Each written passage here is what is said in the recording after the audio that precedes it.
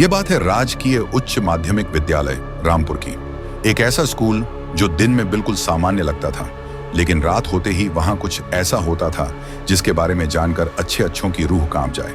School के बच्चे अक्सर कहते थे, सर रात को यहां से घंटी की आवाज आती है। टीचर हंसकर टाल देते। प्रधानाचार्य कहते, बच्चों का वहम है। लेकिन चौकीदार रामदीन जानता था कि यह वहम नहीं है।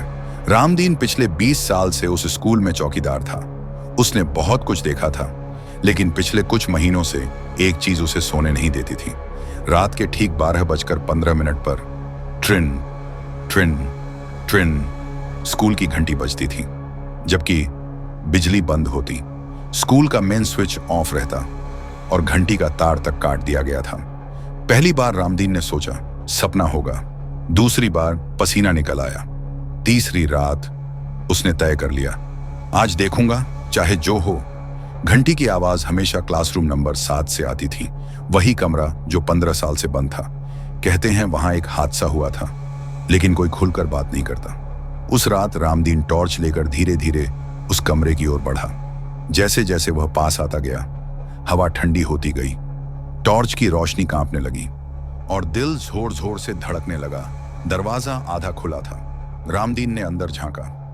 क्लासरूम में पूरा पीरियड चल रहा था।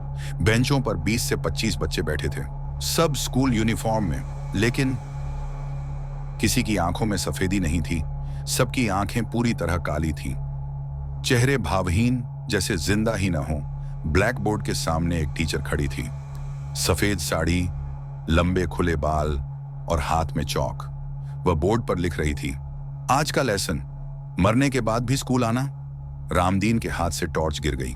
टीचर ने पढ़ाना शुरू किया, बच्चों, जो क्लास छोड़कर भागते हैं, जो स्कूल से नफरत करते हैं, उन्हें मरने के बाद भी यहीं लौटना पड़ता है।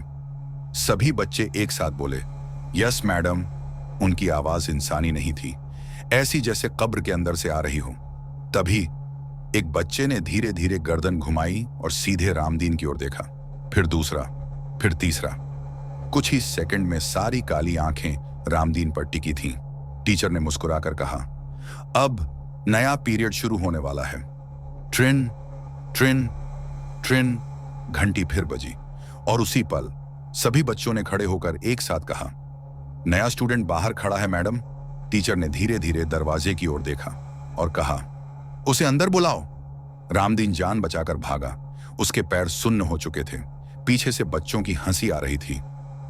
अगली सुबह स्कूल खुला, सब कुछ सामान्य, लेकिन क्लासरूम नंबर 7 के बाहर रामदीन की टोपी पड़ी मिली। रामदीन कभी घर नहीं पहुंचा। कुछ दिन बाद पुराने रिकॉर्ड खंगाले गए। 15 साल पहले क्लासरूम नंबर 7 में एक टीचर और कुछ बच्चों की शॉर्ट सर्किट से मौत हो गई थी। घटना के समय भी पीरियड चल रहा था। मरते वक्त आखिरी आवाज, स्कूल की घंटी।